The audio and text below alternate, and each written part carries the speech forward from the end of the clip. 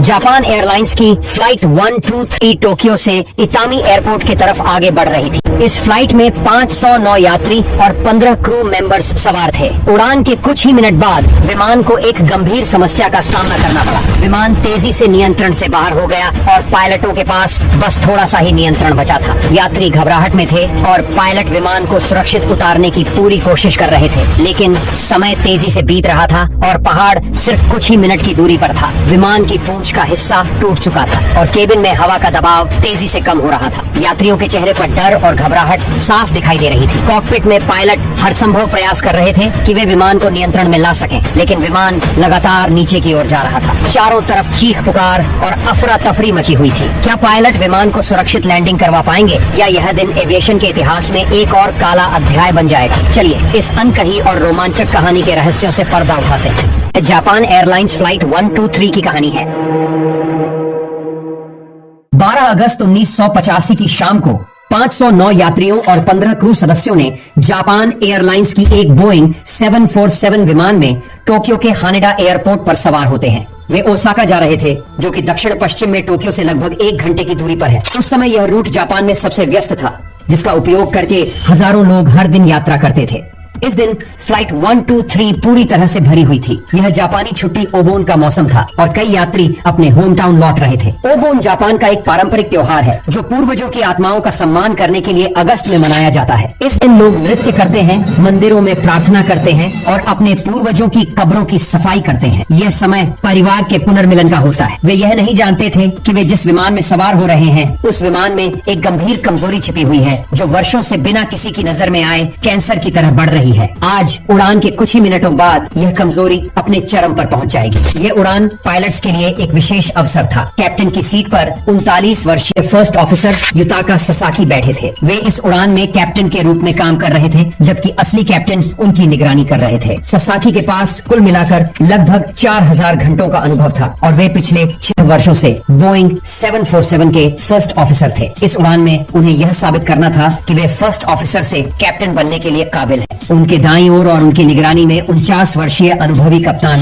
मासामी तकाहामा बैठे थे। तकाहामा 1966 से उड़ान भर रहे थे और उनके पास 12000 घंटे से अधिक का उड़ान अनुभव था। तीसरे क्रू सदस्य फ्लाइट इंजीनियर 46 वर्षीय हिरोशी पुकादा थे। पुकादा के पास लगभग 10,000 उड़ान घंटे का अनुभव था और वे 747 पर लगभग 4000 घंटे काम कर चुके थे। पुकादा पूरे दिन उड़ान भर रहे थे और यह उनकी आज इस विमान पर तीसरी उड़ान थी। अन्य 2 पायलट इस उड़ान के लिए हनेदा एयरपोर्ट पर उनके साथ शामिल होते हैं। इस अनुभवी क्रू के साथ यात्रियों को सुरक्षित हाथों में माना जा सकता था, लेकिन इस दिन जिन आपात स्थितियों का सामना उन्हें करना पड़ेगा उसके लिए उन्हें वास्तव में कभी ट्रेंड नहीं किया गया था। शाम के 6:05 पर फ्लाइट 123 रनवे की तरफ आगे बढ़ता है। यह गर्मियों की शाम थी और पूरे दिन जापान देश में तूफान आ रहे थे। इन तूफानों से बचने के लिए पायलट्स ने अपने सामान्य रूट के बजाय समुद्र के ऊपर से उड़ान भरने का फैसला किया। यह उड़ान बहुत छोटी थी, इतनी छोटी कि जैसे ही यह 24,000 फीट की क्रूजिंग ऊंचाई पर पहुंचेगी, यह फिर से उतरना शुरू कर देगी। शाम के 6:12 पर फर्स्ट ऑफिसर ससाकी ने विमान को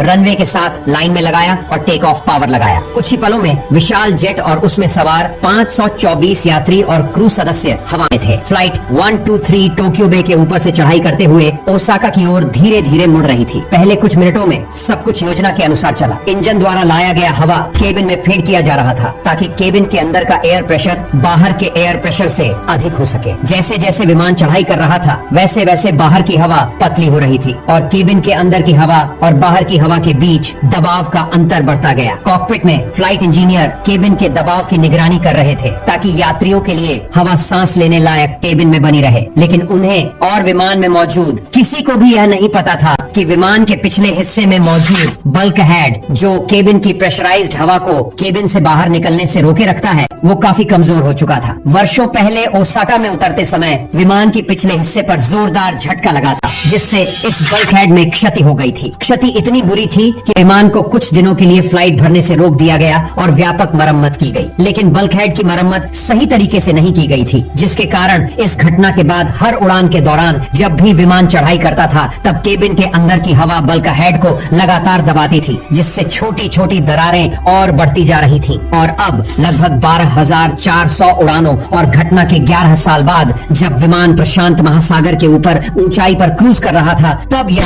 हेड विध्वंसकारी तरीके से टूट जाता है। जो कुछ भी अब आप देखने वाले हैं वह इस उड़ान की यात्रा का एक पूरी तरह से सटीक पुनर्निर्माण है। विमान की स्थिति और गति, साथ ही आप जो ऑडियो सुनने वाले हैं उसे इस उड़ान के फ्लाइट डेटा रिकॉर्डर से सीधे लिया गया है। जैसे ही केबिन में मौजूद प्रेशराइज्ड एयर ने खुद को बाहर निकालने के लिए रास्ता बनाया, वैसे ही हवाई जहाज के पिछले हिस्से में मौजूद कमजोर हुआ बल्क हेड एक धमाके के साथ विमान से अलग टूटकर निकल जाता है। केबिन के अंदर अचानक से हंगामा मच जाता है। बल्क हेड टूटने से विमान के अंदर का दबाव अचानक कम हो जाता है, जिससे पीछे का हिस्सा क्षतिग्रस्त हो जाता है। इस दुर्घटना में विमान की टेल का हिस्सा भी टूट जाता है, जिसमें महत्वपूर्ण कंट्रोल सिस्टम होते हैं। हाइड्रोलिक सिस्टम काम न करने के कारण पायलट्स के पास विमान के रडर, एलिवेटर्स और एलेरॉन को नियंत्रित करने का कोई तरीका नहीं बचा। बल्कहेड के टूटने के बाद हाइड्रोलिक सिस्टम की विफलता के कारण पायलट्स के पास कोई वैकल्पिक तरीका नहीं था जिससे वे विमान को सुरक्षित रूप से लैंड कराए। यात्री केबिन में जो भी चीज बंधी नहीं थी वह बाहर की ओर जाने लगी। ऑक्सीजन मास्क तुरंत गिर गए और यात्रियों ने जल्दी से उन्हें अपने चेहरों पर लगा लिया। कॉकपिट में डीकम्प्रेशन का अलार्म बजने लगता है। कैप्टन ने तय किया कि उन्हें तुरंत टोक्यो लौटना चाहिए और वहां लैंड करना चाहिए। उन्होंने ट्रांसपॉन्डर में स्क्वाक कोड 7700 सेट किया, जो कि यूनिवर्सल डिस्ट्रेस सिग्नल है। फिर उन्होंने फर्स्ट ऑफिसर को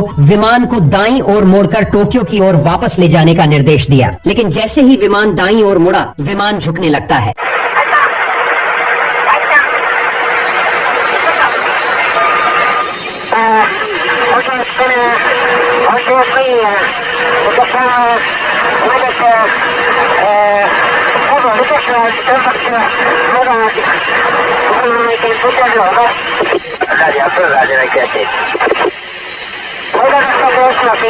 Roger, you want right or left hand? Right heading 090, red average to Hiroshima. First officer ने कई बार विमान को सीधे पंखों के स्तर पर लाने की कोशिश की, लेकिन वे हर बार नाकामयाब साबित होते हैं, क्योंकि विमान की हाइड्रोलिक सिस्टम जो फ्लाइट कंट्रोल को शक्ति देती है उसने दबाव खो दिया था, जिसका मतलब यह है कि पायलट केवल विमान को इंजन के जरिए ही कंट्रोल कर सकते थे। फ्लाइट इंजीनियर ने देखा कि सभी हाइड्रोलिक सिस्टम्स कुछ ही सेकंडों में पूरी तरह बेकार हो गई। कैप्टन ने फ्लाइट इंजीनियर से पूछा कि क्या वास्तव में हाइड्रोलिक प्रेशर शून्य हो गया है। सबसे बड़ा सपना सच हो गया था। सभी संकेतक शून्य पर थे। हाइड्रोलिक पावर चले जाने का मतलब था कि पायलट्स के नियंत्रण अब बेकार हो गए थे। चाहे वे कितना भी कोशिश करें, विमान को ऊपर नीचे या बाएं दाएं घुमाया नहीं जा सकता था। और जहां तक टेल में मौजूद रडर की बात है, वह भी पूरी तरह से विमान से अलग हो चुका था। पायलट्स अब अपने ही विमान में यात्री बन गए थे, क्योंकि वे अब चाहते हुए भी इस विमान को कंट्रोल नहीं कर सकते थे। एयर ट्रैफिक कंट्रोल ने क्रू को रडार वेक्टर देने की पेशकश की, ताकि वे एयरपोर्ट की तरफ लौट सके। 124, fly heading 090, red average to Hiroshima. Roger, understood. Air traffic control के लिए यह पहला संकेत था कि यह एक गंभीर आपात स्थिति है। यह सिर्फ एक खराब इंजन या बीमार यात्री के साथ लौटने वाला विमान नहीं था, बल्कि यह विमान पूरी तरह नियंत्रण से बाहर हो चुका था। आमतौर पर विमान का टेल फिन या वर्टिकल स्टेबलाइजर हवा में विमान को स्थिर करता है, लेकिन वर्टिकल स्टेबलाइजर के विमान से अलग हो जाने के बाद फ्लाइट 1, 2, 3 एक पत्ते की तरह हवा में झूलने लगती है, जिसे डच रोल कहा जाता है। इस हलचल ने यात्रियों को उल्टी का एहसास कराया। यात्री दहशत और दबाव की कमी के कारण बीमार महसूस करने लगते हैं। रडर के न होने का कारण विमान को सही दिशा में नियंत्रित करना बहुत मुश्किल हो जाता है, क्योंकि रडर विमान को स्थिर करने का काम करता है। लेकिन यह बाईं दाईं हलचल पायलट्स की एकमात्र समस्या नहीं थी। बिना हाइड्रोलिक शक्ति के वे विमान की पिच को भी नियंत्रित नहीं कर सकते थे। परिणाम स्वरूप विमान ने एक डरावनी रोलर कोस्टर जैसी गति शुरू कर दी। यात्रियों के लिए यह किसी बुरे सपने जैसा था। यह स्पष्ट था कि विमान पूरी तरह से नियंत्रण से बाहर हो चुका था। कई लोगों ने अपने प्रियजनों के लिए नोट्स लिखना शुरू कर दिया। फ्लाइट अटेंडेंट्स ने यात्रियों को ऑक्सीजन मास्क का उपयोग करने का निर्देश दिया। यह तस्वीर एक यात्री ने ली थी। इसमें एक फ्लाइट अटेंडेंट को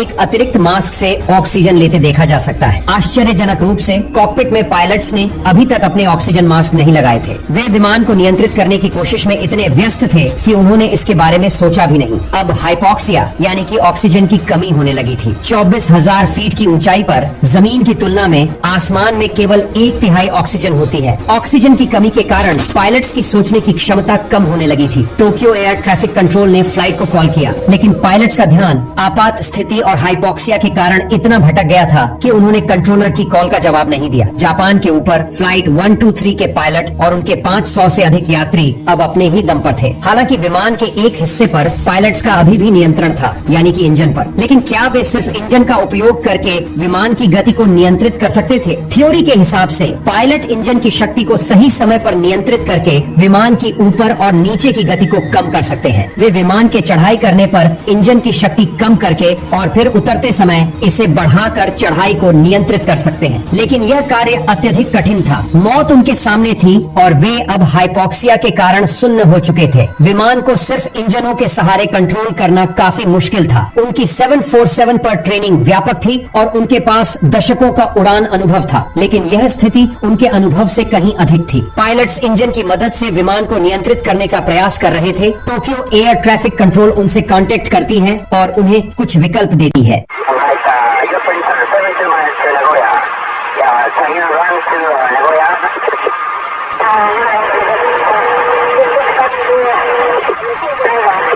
कैप्टन ने फैसला किया कि वह नागोया के बजाय हनेदा एयरपोर्ट लौटना चाहेंगे, जो कि पास में था। हनेदा एयरपोर्ट बड़ा था और वहां अधिक आपातकालीन सेवाएं थी। उन्हें अपने 509 यात्रियों के लिए हर संभव मदद की आवश्यकता थी। कंट्रोलर ने कैप्टन की आवाज में तनाव सुना और उनकी कार्यभार को हल्का करने के लिए उन्हें जापानी में बात करने की अनुमति दी। इस बीच फ्लाइट इंजीनियर ने इंटरफोन के माध्यम से विमान के पिछले हिस्से के बारे में फ्लाइट अटेंडेंट्स से बात की। वे यह जानने की कोशिश कर रहे थे कि क्या हुआ था। इस समय तक पायलट्स को विमान को हुए नुकसान के बारे में कुछ भी नहीं पता था।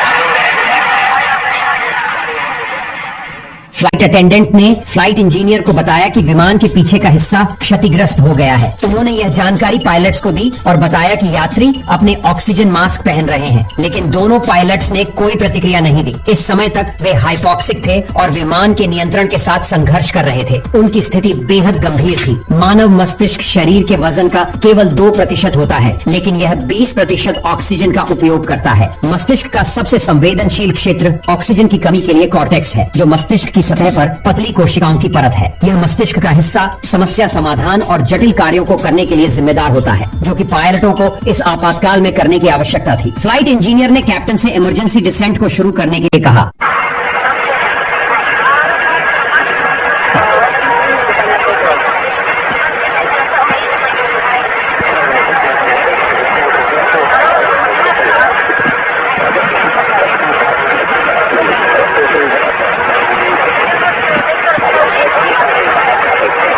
इस बार पायलट्स ने जवाब दिया और सहमति जताई कि उन्हें अपने ऑक्सीजन मास्क पहनने और तुरंत उतरना शुरू करने की आवश्यकता है, लेकिन ऐसा नहीं हुआ। सोचने में असमर्थ क्रू ने विमान के नियंत्रण के साथ अपना संघर्ष जारी रखा। थ्रस्ट लीवर की गतिविधियों का सावधानी पूर्वक समय निर्धारण करके पायलट्स ने विमान की गंभीर फोगोइड गति को कम करने में कामयाबी हासिल की। ये उनकी स्थिति में एक महत्वपूर्ण सुधार था और क्रू के लिए आशा का स्रोत था। उन्होंने अब साबित कर दिया था कि वे केवल इंजनों का उपयोग करके विमान की ऊंचाई को नियंत्रित कर सकते थे, लेकिन उन्हें यह भी पता था कि किसी हवाई अड्डे तक पहुंचने के लिए सिर्फ ऊंचाई बनाए रखना ही काफी नहीं होगा। जापान एयरलाइंस ने पायलट्स से उनके स्थिति के बारे में पूछा, क्योंकि जापान एयरलाइंस कंपनी को एयर ट्रैफिक कंट्रोल से सूचना मिली थी कि विमान संकट में है।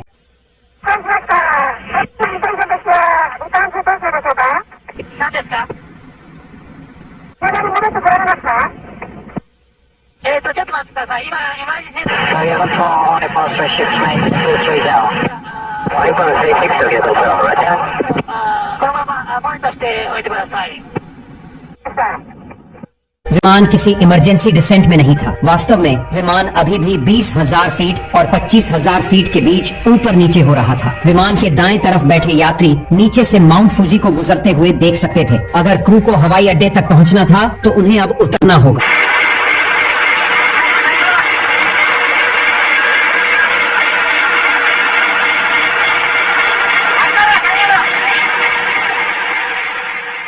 फर्स्ट ऑफिसर ने पूरे बल से कंट्रोल कॉलम को आगे की ओर धकेला, लेकिन कोई फायदा नहीं हुआ। ऐसा लग रहा था कि पायलट्स के कितनी भी कोशिश करने पर भी विमान को उतरने में कामयाबी नहीं मिल रही थी। उन्हें कुछ अलग प्रयास करना होगा। तभी फ्लाइट इंजीनियर को एक विचार आया। यह एक अच्छा विचार था। लैंडिंग गियर को नीचे करके विमान को धीमा किया जा सकता था, जिससे इसे उतरने में मदद मिलेगी। यह तरीका थोड़ा अलग था, लेकिन इस उड़ान में सब कुछ वैसे भी असामान्य था। लेकिन कैप्टन को लगा कि हाइड्रोलिक पावर के बिना लैंडिंग गियर को नीचे करना संभव नहीं होगा। विमान के सभी नियंत्रण सिवाय इंजन थ्रस्ट लीवर के केवल कॉकपिट में सजावट बनकर रह गए थे। लेकिन एक तरीका था जिससे चालक दल गियर को नीचे कर सकते थे। 747 जैसे विमानों पर हाइड्रोलिक पावर के बिना भी गियर को उनके वजन के तहत गिराकर नीचे किया जा सकता है। फ्लाइट इंजीनियर ने इस तरीके का सुझाव कप्तान को दिया।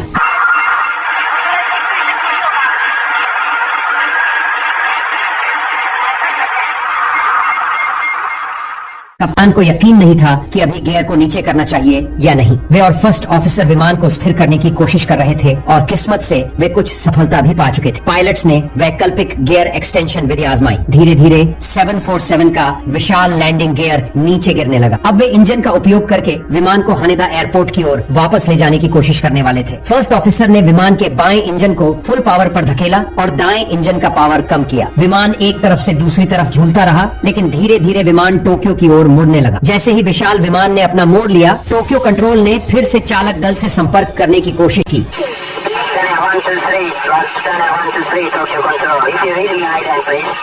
लेकिन चालक दल ने कोई जवाब नहीं दिया। कैप्टन ने अपने साथियों को कंट्रोलर की बातों को अनसुना करने और विमान उड़ाने पर ध्यान केंद्रित करने को कहा।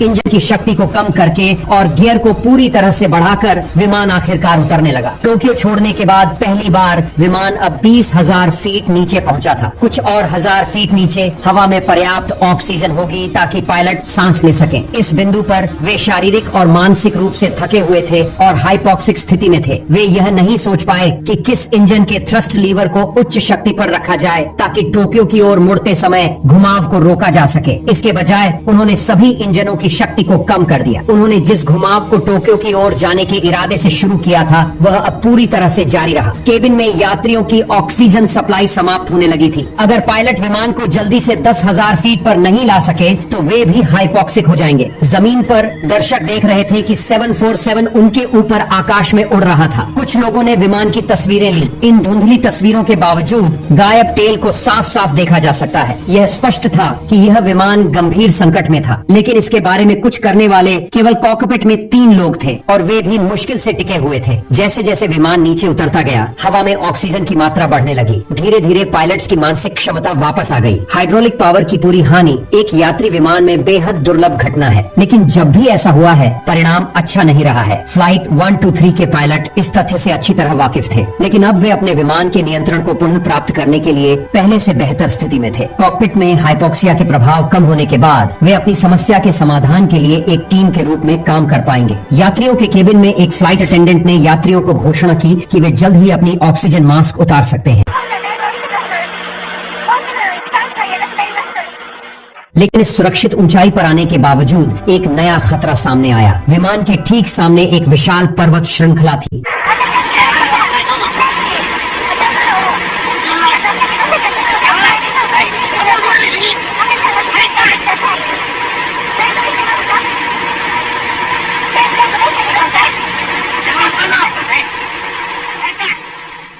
सभी इंजन पूरी शक्ति पर चल रहे थे और विमान लगातार ऊपर की तरफ जा रहा था। कैप्टन ने फर्स्ट ऑफिसर को पावर को थोड़ा कम करने के लिए कहा ताकि वे बिना गति खोए चढ़ाई जारी रख सकें और पहाड़ों के ऊपर से जा सके। लेकिन इंजन की शक्ति के माध्यम से विमान की पिच को नियंत्रित करना एक बेहद कठिन काम था। लेकिन पायलट्स के पास यही एकमात्र विकल्प था। अगर विमान को जल्द से जल्द ऊपर जाने से नहीं रोका गया तो विमान स्टॉल कंडीशन में चला जाएगा और काफी तेजी से नीचे की तरफ गिरने लगेगा। फर्स्ट ऑफिसर ने कंट्रोल कॉलम को पूरी तरह से आगे धकेला। खेला, लेकिन इससे कुछ नहीं हुआ। फिर उन्होंने इंजनों को लगभग आइडल पर खींच लिया और आखिरकार विमान ने नीचे की ओर झुकना शुरू कर दिया। अब केवल 9000 फीट की ऊंचाई पर उड़ता हुआ यह विशाल विमान लगातार नीचे की तरफ जा रहा था। वे अब पहाड़ों के बहुत करीब थे। इंजनों को पूरी शक्ति देने के कारण एक बार फिर से विमान 40 डिग्री नोज अप के साथ ऊपर की तरफ जाने लगता है। विमान एक बार फिर से एक भयावह गोता में प्रवेश कर गया।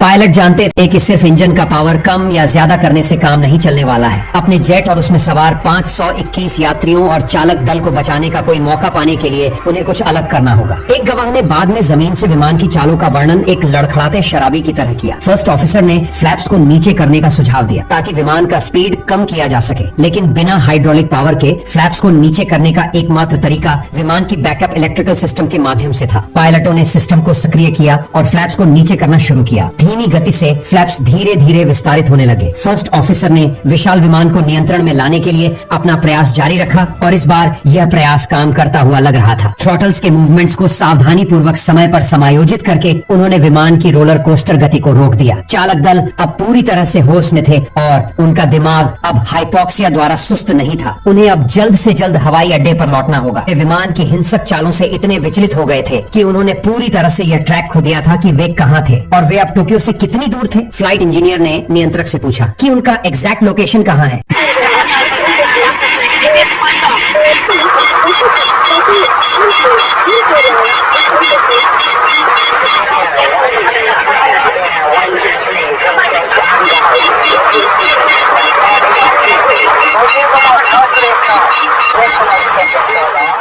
वे हानेदा से 55 माइल्स या 88 किलोमीटर उत्तर पश्चिम में थे। एक 747 के लिए यह बहुत दूर नहीं था। वे कुछ ही मिनटों में उस दूरी को कवर कर सकते थे। अगर वे किसी तरह अपने विमान को घुमा देते तो शायद वे एयरपोर्ट की तरफ लौट जाते। फर्स्ट ऑफिसर ने फ्लैप्स द्वारा बनाई गई ड्रैग को कम करने के लिए थ्रॉटल्स को आगे बढ़ाया, लेकिन फ्लैप्स, जिन्होंने शुरू में पायलटों को विमान को स्थिर करने में मदद की थी, अब धीरे धीरे उनके खिलाफ काम करने लगी। विमान के फ्लैप्स अब धीरे धीरे एक्सटेंड कर रहे थे। फ्लैप्स का एक्सटेंड होना एक पॉइंट के बाद रुक जाना चाहिए था, लेकिन फ्लैप्स लगातार एक्सटेंड हो रहे थे।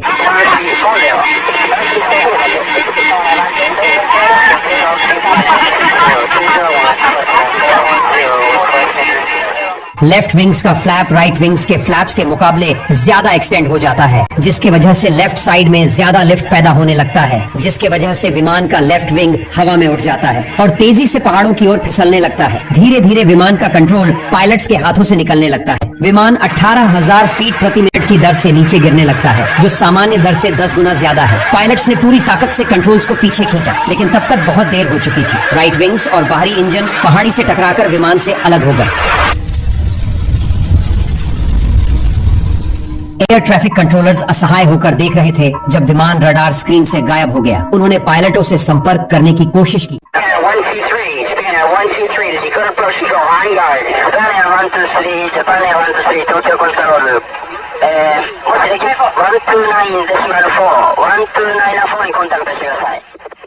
लेकिन कोई जवाब नहीं मिला। 1 मिनट बाद जापानी सेना के विमान ने नागानो पहाड़ों में एक बड़े अग्निगोले को देखा। अमेरिकी वायुसेना का एक विमान पास में उड़ रहा था और उसने जीवित लोगों की खोज में मदद की पेशकश की। हालांकि ऐसा लग रहा था कि कोई बचा नहीं होगा, लेकिन जापानी अधिकारियों ने इस पेशकश को ठुकरा दिया और अपने बचाव दल को दुर्घटना स्थल पर भेजना पसंद किया। हालांकि जापानी अधिकारियों ने यह मानते हुए कि कोई जीवित नहीं बचा होगा, इसलिए उन्होंने अपने बचाव दल को सुबह होने तक दुर्घटना स्थल पर नहीं भेजा। जब तक वे पहुंचे तब तक 12 घंटे बीत चुके थे और मौके पर पहुंचे डॉक्टरों ने कहा कि जिन यात्रियों की जान बचाई जा सकती थी वे रेस्क्यू मिशन में देरी होने के कारण बच नहीं सके। 524 यात्रियों और क्रू में से सिर्फ 4 लोग ही बच सके। ये चारों लोग विमान के पिछले हिस्से में बैठे थे। ये संख्या अधिक हो सकती थी यदि जापानी अधिकारियों की प्रतिक्रिया इतनी देर से न होती। इस दुर्घटना के परिणाम स्वरूप बोइंग ने 747 के पिछले हिस्से को फिर से डिजाइन किया ताकि प्लेन में तेजी से दबाव बढ़ने के कारण होने वाली स्ट्रक्चरल फेलियर को रोका जा सके। सके। उन्होंने विमान की हाइड्रोलिक सिस्टम्स को फिर से डिजाइन किया ताकि विमान की टेल में कोई दिक्कत होने पर पूरा कंट्रोल न चला जाए। जापान एयरलाइंस ने भी अपनी रखरखाव प्रक्रियाओं में बदलाव किया, महत्वपूर्ण मरम्मत कार्यों की सख्त निगरानी करने का आदेश दिया। दुर्घटना के कारण एयरलाइन की सार्वजनिक छवि को बड़ा झटका लगा और दुर्घटना के बाद देश भर में बुकिंग्स में 1/3 से अधिक की गिरावट आई। फ्लाइट 123 आज भी दुनिया की सबसे घातक विमान दुर्घटना मानी जाती है।